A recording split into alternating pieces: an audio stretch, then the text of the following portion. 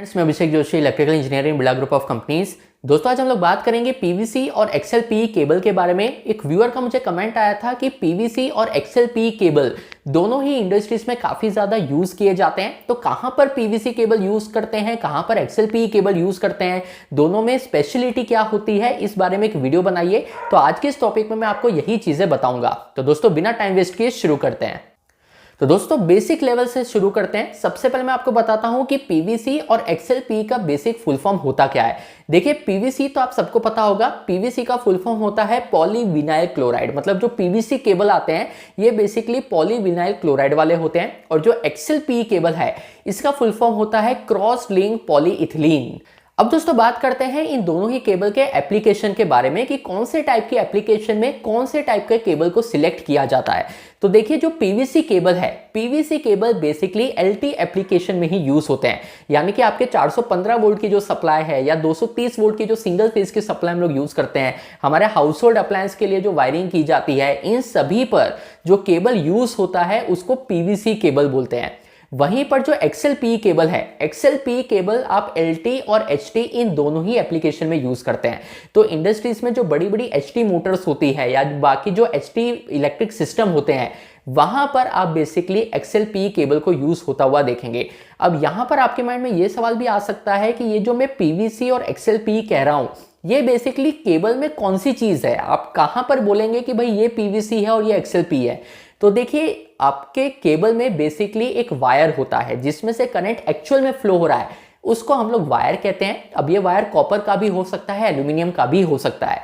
इस वायर के ऊपर जो इंसुलेशन की कोटिंग की जाती है, वही कोटिंग का डिफरेंस होता है कि वो पीवीसी की कोटिंग है या वो एक्सएलपीई की कोटिंग है। और इसी से ये डिफरेंशिएट होता है कि ये पीवीसी केबल है या ये एक्सएलपीई केबल है। अब दोस्तों, अगर एक लेवल आगे बढ़े तो ये जो पीवीसी और एक्सएलपीई केबल है, इनके करंट कैरिंग कैपेसिटी में भी डिफरेंस होता है। देखिए, जो पीवीसी केबल है जो बेसिकली हम लोग एलटी एप्लीकेशन में यूज कर रहे हैं, उसकी करंट कैरिंग कैपेसिटी कम होती है as compare to XLPE cable जो एलटी और एचटी दोनों ही एप्लीकेशन में यूज होता है। अब अगर आपके माइंड में ये सवाल आए कि करंट कैरिंग कैपेसिटी कम होती है और एक्सएलपीई की ज्यादा होती है, तो कितनी कम या कितनी ज्यादा होती है, तो इसको एक्सप्लेन करने के लिए टेम्परेचर का सपोर्ट लिया जाता है। देखिए, जो पीवीसी केबल होते हैं ये नॉर्मल रनिंग कंडीशन में अप टू 70 डिग्री सेल्सियस तक का टेम्परेचर सस्टेन कर सकते हैं। जब भी किसी कंडक्टर में से कंटिन्यूस करंट फ्लो होता है तो उसके वजह से कंडक्टर का जो खुद का इंटरनल रेजिस्टेंस है, उसके वजह से एबनॉर्मल हीटिंग प्रोड्यूस होती है। या एबनॉर्मल वर्ड छोड़िए, आप तो ऐसे समझिए कि केबल में थोड़ी हीटिंग प्रोड्यूस होती है केबल के खुद के इंटरनल रेजिस्टेंस के वजह से। अब ये जो पीवीसी केबल है ये अप टू 70 डिग्री सेल्सियस तक हीट को सस्टेन कर सकता है, टेम्परेचर को सस्टेन कर सकता है। वहीं अगर हम लोग एक्सएलपीई केबल की बात करें तो यही cable up to 90 degree Celsius तक टेम्परेचर को सस्टेन कर पाएगा। तो इस टेम्परेचर डिफरेंस से ही हमको पता चलता है कि जो एक्सएलपीई केबल है उसमें high magnitude of current easily flow करवाया जा सकता है, क्योंकि जितना ज्यादा करंट फ्लो होगा हीटिंग भी उतनी ज्यादा होगी। पर एक्सएलपीई केबल 90 डिग्री सेल्सियस तक हीट को सस्टेन कर लेगा, लेकिन जो पीवीसी केबल है इसकी जो रेंज है ये अप टू 70 डिग्री सेल्सियस ही है। ये तो हो गई दोस्तों नॉर्मल रनिंग कंडीशन की बात। अगर मान लीजिए आपके सिस्टम में कोई सीवियर फॉल्ट होता है, जैसे शॉर्ट सर्किट फॉल्ट होता है, तो उस केस में करंट का मैग्नीट्यूड बहुत ज्यादा हाई जाता है। तो उस केस में आपके केबल की जो हीटिंग है ये भी बहुत ज्यादा बढ़ जाती है। तो आप जो भी केबल का सिलेक्शन करेंगे वो अंडर एबनॉर्मल कंडीशन में, अगर शॉर्ट सर्किट फॉल्ट होता है तो वो कितना टेम्परेचर सस्टेन कर पाएगा शॉर्ट पीरियड ऑफ टाइम के लिए, ये चीज भी आपको पता होनी चाहिए।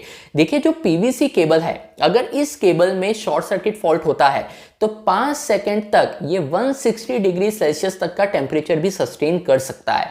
वहीं अगर हम लोग एक्सएलपीई केबल की बात करें तो XLPE cable up to 250 degree Celsius तक का टेम्परेचर सस्टेन कर लेगा ओनली फॉर 5 सेकंड। तो आप ये भी देखिए कि अगर कोई सीवियर फॉल्ट होता है आपके सिस्टम में तो 5 सेकंड के लिए पीवीसी और एक्सएलपीई केबल का जो टेम्परेचर लिमिट है इसमें भी काफी डिफरेंस है।